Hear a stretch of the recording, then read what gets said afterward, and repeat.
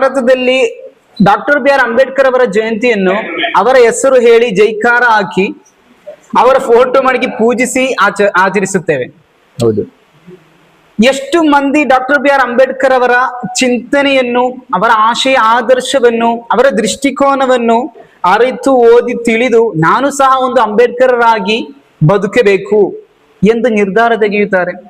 ಪ್ರತಿ ವರ್ಷ ಒಂದೇ ಒಂದು ಮಂದಿ ನಾನು ಸಹ ಅಂಬೇಡ್ಕರರಾಗಿ ಬದುಕಬೇಕು ಎಂದು ಚಿಂತಿಸಿದರೆ ಇಲ್ಲಿರುವಂತಹ ಎಲ್ಲಾ ಸಮಸ್ಯೆಗಳಿಗೂ ಪರಿಹಾರವಾಗುತ್ತದೆ.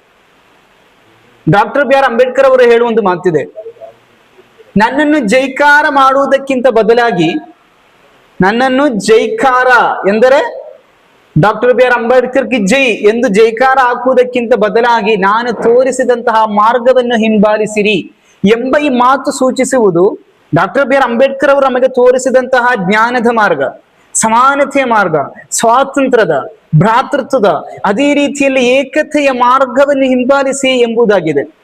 ಇದನ್ನು ಹಿಂಬಾಲಿಸಬೇಕಾದರೆ ನಮಗೆ ಅವರ ಚಿಂತನೆಗಳನ್ನು ತಿಳಿದಿರಬೇಕು. ಡಾಕ್ಟರ್ ಬಿ ಆರ್ ಅಂಬೇಡ್ಕರ್ ಅವರು ಯಾವ ಭಾರತ ನಿರ್ಮಾಣವಾಗಬಾರದು ಎಂದು ಕನಸು ಕಂಡಿದ್ದರೋ ಅದೇ ಭಾರತ ಈಗ ನಿರ್ಮಾಣವಾಗುತ್ತಿದೆ.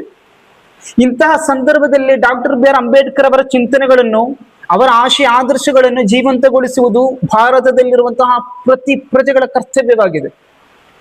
ನಮಗೆಲ್ಲರಿಗೂ ತಿಳಿದಿರುವ ಹಾಗೆ ಅಲ್ಪಸಂಖ್ಯಾತರನ್ನು, ಬಹುಸಂಖ್ಯಾತರನ್ನು ಬಳಸಿಕೊಂಡು ಆಡಳಿತವನ್ನು ಸ್ಥಿರಗೊಳಿಸಲಿಕ್ಕಾಗಿ ಧರ್ಮವನ್ನು ಕೇವಲ ರಾಷ್ಟ್ರೀಯ ಬಂಡವಾಳವನ್ನಾಗಿಸಿಕೊಂಡು ಆಡಳಿತ ನಡೆಸುತ್ತಿರುವಂತಹ ಪಕ್ಷ ನಮ್ಮಲ್ಲಿದೆ.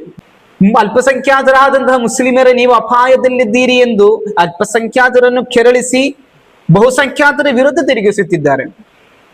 ನಾನು ಹೇಳಲು ಇಚ್ಛಿಸುವುದು ಕೇವಲ ಮುಸ್ಲಿಮರು ಮಾತ್ರ ನಮ್ಮ ದೇಶದಲ್ಲಿ ಸಮಸ್ಯೆಗಳು ಒಳಪಟ್ಟಿಲ್ಲ. ಬಹುಸಂಖ್ಯಾತರಾದ ಹಿಂದೂ ಧರ್ಮವನ್ನು ತೆಗೆದು ನೋಡಿದರೆ ಕೆಳವರ್ಗದಲ್ಲಿರುವಂತಹ ಯುವಕರು ಶಿಕ್ಷಣಕ್ಕಾಗಿ ವಿಶ್ವವಿದ್ಯಾನಿಲಯಗಳಲ್ಲಿ, ಕಾಲೇಜುಗಳಿಗೆ ಹೋದರೆ ಅವರು ಜಾತಿ ನಿಂದನೆಯಿಂದ ಮಾನಸಿಕ ಪೀಡಿತರಾಗಿ ಆತ್ಮಹತ್ಯೆಗೊಳ್ಳುತ್ತಿದ್ದಾರೆ. ಈ ಆತ್ಮಹತ್ಯೆ ವರದಿಗಳು ದೈನಂದಿನವಾಗಿ ಹೆಚ್ಚುತ್ತಲೇ ಇದೆ. ಅದೇ ರೀತಿಯಲ್ಲಿ ಅಲ್ಪಸಂಖ್ಯಾತರಾದಂತಹ ಕ್ರಿಶ್ಚಿಯನ್ ಧರ್ಮವನ್ನು ತೆಗೆದು ನೋಡಿದರೆ ಅವರ UCF ಯುನೈಟೆಡ್ ಕ್ರೈಸ್ಟ್ ಫೋರಂ ನ ವರದಿಯ ಪ್ರಕಾರ ಭಾರತದಲ್ಲಿ ದೈನಂದಿನವಾಗಿ 2ಕ್ಕಿಂತ ಹೆಚ್ಚು ಆಕ್ರಮಣಗಳು ನಡೆಯುತ್ತಲೇ ಇದೆ. ಕೇವಲ 2025 ಜನವರಿಯಿಂದ ಏಪ್ರಿಲ್ 4 ತಿಂಗಳೊಳಗೆ 250ಕ್ಕಿಂತ ಹೆಚ್ಚು ಆಕ್ರಮಣಗಳು ಈ ಕ್ರಿಶ್ಚಿಯಾನಿಟಿ ಧರ್ಮದ ವಿರುದ್ಧ ನಡೆದಿದೆ. ಡಿಸೆಂಬರ್ 25, 2025 ಪ್ರಪಂಚವಿಡೀ ಕ್ರಿಸ್ಮಸ್ ಆಚರಿಸಿದ ಸಂದರ್ಭದಲ್ಲಿ ನಮ್ಮ ಭಾರತದಲ್ಲಿ RSS ಕಾರ್ಯಕರ್ತರು ಈ ಕ್ರಿಸ್ಮಸ್ ಅನ್ನು ಆಚರಿಸುತ್ತಿದ್ದಂತಹ ವಿಶ್ವಾಸಿಗಳ ವಿರುದ್ಧ ಆಕ್ರಮಣಗಳನ್ನು ಎಸಗುತ್ತಿದ್ದರು. ಇಂತಹ ಸಂದರ್ಭದಲ್ಲಿ ಡಾಕ್ಟರ್ ಬಿ ಆರ್ ಅಂಬೇಡ್ಕರ್ ಅವರಂತಹ ಏಕತೆಯ ಚಿಂತನೆಯುಳ್ಳ, ಸಮಾನತೆಯ, ಸ್ವಾತಂತ್ರ್ಯ, ನ್ಯಾಯದ ಚಿಂತನೆಯುಳ್ಳ, ಅದಕ್ಕಾಗಿ ಹೋರಾಟ ನಡೆಸಿದಂತಹ ವ್ಯಕ್ತಿತ್ವಗಳನ್ನು ಸ್ಮರಿಸಬೇಕಾದಂತದ್ದು ನಮ್ಮ ಪ್ರತಿಯೊಬ್ಬರ ಕರ್ತವ್ಯವಾಗಿದೆ.